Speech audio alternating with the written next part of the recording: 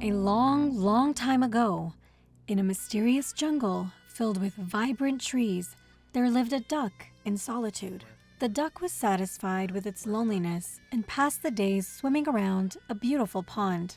One day, when the duck had drifted away into the deepest depths of its slumber, it dreamt of swimming on the sea with its grandfather. The elder duck warned the younger one with a grim face and told it to steer clear of the cruel humans.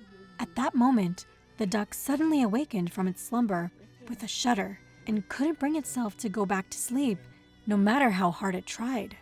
The next morning, the little duck decided to roam around the jungle in unrest and came across a lion cub sitting restlessly near the entrance of a cave.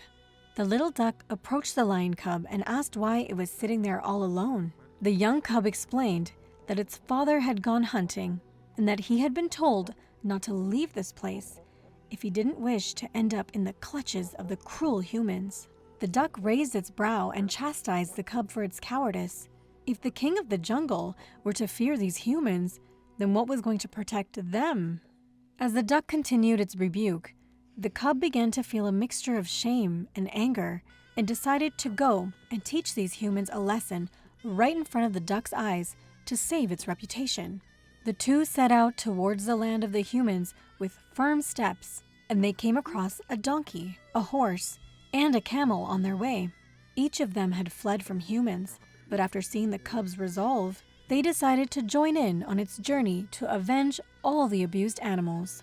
The group pushed ahead until they came across a carpenter. All the animals except the lion cub decided to hide behind the shrubs, lest the terrifying human lay his eyes upon them. However, the cub walked forward with its chest raised out and asked the man to explain what he was doing. The man kept his calm and explained that he was a simple carpenter who was on his way to build the tiger a comfy house. The cub smirked and asked the carpenter to make a house for him instead, for he was far more powerful and respected than a tiger could ever hope to be.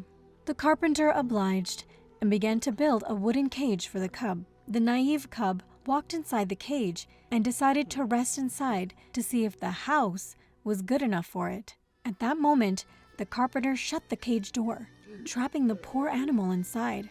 The cub started to struggle and wail inside the cage, demanding to be let out, but the carpenter only laughed in response, feeling proud for the easy prey he had caught.